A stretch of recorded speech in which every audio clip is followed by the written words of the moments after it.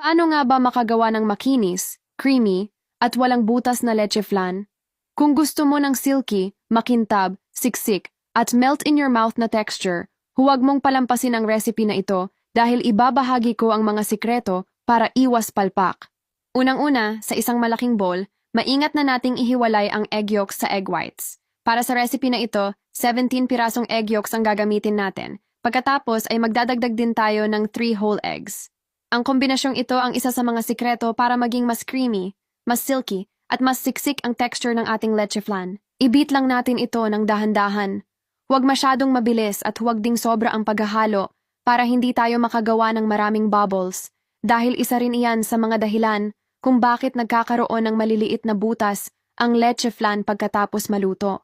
Ngayon naman, idagdag na natin ang 2 cans ng evaporated milk. Dahan-dahan lang din natin itong ibuhos. Alaska Classic Evaporated Milk na kulay red ang ginamit ko rito. At 3 cans na Alaska Condensed Milk na kulay yellow. Hindi ito sponsored, pero ito talaga ang personal kong marerecommend kung gusto mo ng mas creamy, mas malinamnam, at mas masarap na leche flan. Para sa akin, iba talaga ang creaminess at tamang tamis na naibibigay ng kombinasyon ng dalawang ito, kaya ito na rin ang lagi kong ginagamit sa recipe ko.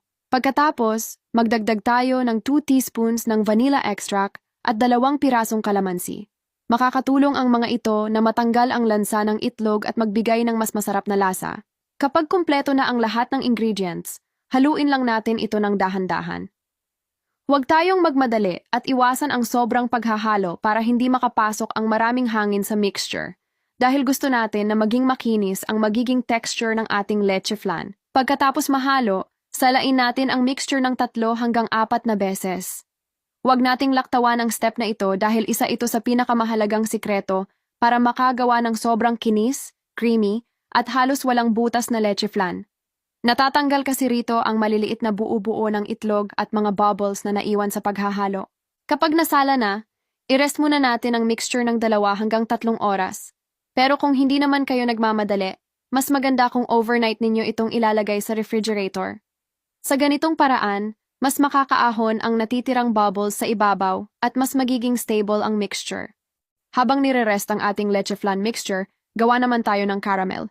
Sa isang kawali, maglagay ng 2 cups ng white sugar at hayaan lang itong matunaw sa katamtamang apoy. Kapag nagsimula na itong magmelt, haluin ng tuloy-tuloy hanggang sa tuluyan ng matunaw at wala nang natitirang buo-buong asukal. Kapag tuluyang natunaw ang asukal at naging kulay amber na, magdagdag tayo ng tubig paunti-unti habang tuloy-tuloy ang paghahalo. Mga 1/2 cup ang nagamit ko rito. Mag-ingat lang dahil medyo uusok at sisirit ito sa umpisa, kaya dahan-dahan lang ang pagbuhos ng tubig. Kapag medyo lumapot na ang caramel, ilagay na natin ito sa ating mga lalagyan.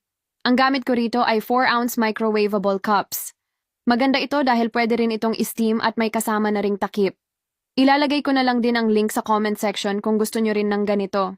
Pagkatapos ma-rest ang ating leche flan mixture, haluin lang ulit natin ito ng dahan-dahan. Pagkatapos, ibuhos na natin ito sa mga cups na may caramel. Dahan-dahan lang din ang pagbuhos para hindi tayo makagawa ng panibagong bubbles. Kapag napuno na ang mga cups, takpan na natin ang bawat isa para hindi mapasukan ng tubig habang ini-steam. Ngayon, ilagay na natin ang mga ito sa steamer. Siguraduhin kumukulo na ang tubig bago ipasok ang leche flan. I-steam natin ito sa pinakamahinang apoy sa loob ng 45 minutes o hanggang sa maluto. Napakahalaga na mahina lang ang apoy dahil kapag masyadong malakas ang init, mabilis na mabubuo ang maraming bubbles at magiging butas-butas o magaspang ang texture ng leche flan. Kapag low heat lang, mas pantay ang pagluluto at mas makinis, mas creamy, at mas silky ang magiging resulta. Kapag luto na, hayaan muna itong lumamig ng tuluyan bago ilagay sa refrigerator. Pwede mo rin itong ilagay sa freezer kung gusto mong mapahaba ang shelf life nito. Huwag kang mag-alala dahil hindi ito nagyayelong sobrang tigas. Sa halip, mas lalo pa itong nagiging creamy, smooth at masarap kapag malamig na.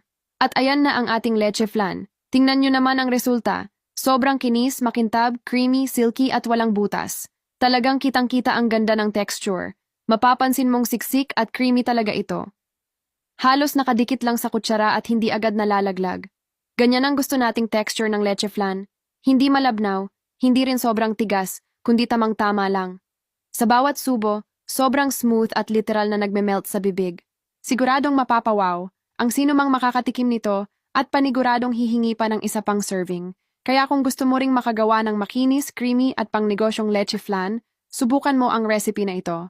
Thank you so much for watching and happy cooking!